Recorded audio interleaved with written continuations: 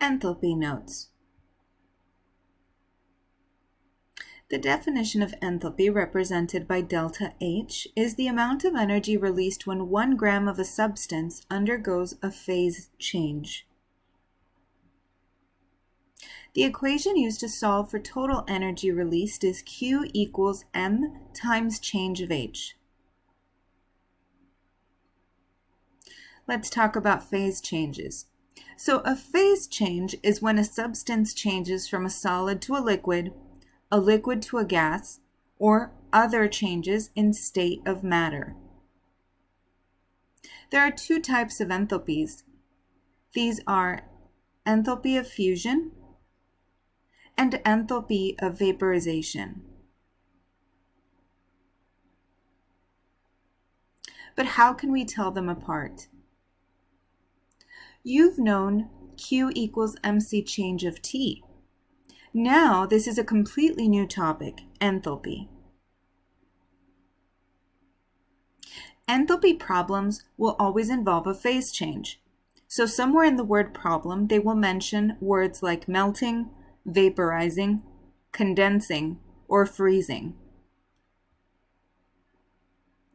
On the other hand, Q equals MC change of T problems will always have just a temperature change.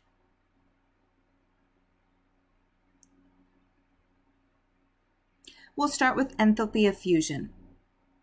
This is the energy released or absorbed when a substance melts or freezes. We use this to find the energy when a solid turns into a liquid or when a liquid turns into a solid. If it's positive, this change has been endothermic. If it's negative, the change was exothermic. In other words, endothermic change is melting. Exothermic change occurs when it freezes. Next, enthalpy of vaporization. This is the energy released or absorbed when a substance vaporizes or condenses. We use this to find the energy when a liquid turns into a gas or a gas turns into a liquid. If it's positive, the change has been endothermic. If it's negative, the change has been exothermic. If the change was endothermic, this means there was vaporization or evaporation. If the change was exothermic, this means there was condensation involved. Now, let's do some practice problems. The change of H of fusion of water is 333.55 joules per grams. And the change of H of vaporization is 2,257 joules per grams. Find the energy change when 245.6 grams vaporizes. Change of H will be positive since energy is added. Therefore, we take the mass, 245.6 grams, and we multiply the change of H of vaporization, 2,257 joules per grams. This gives us a product of 554,319.2 joules.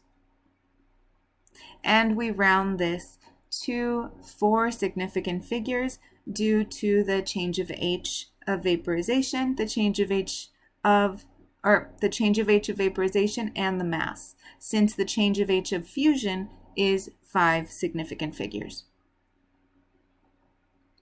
If the question asked us for the energy change if it froze, then we would use a different formula. Here, change of H would be negative, since energy would be lost, but we would still take the mass, 245.6 grams, and we would multiply it by the change of H of fusion. And we make that negative. So we multiply it by negative 333.55 joules per grams.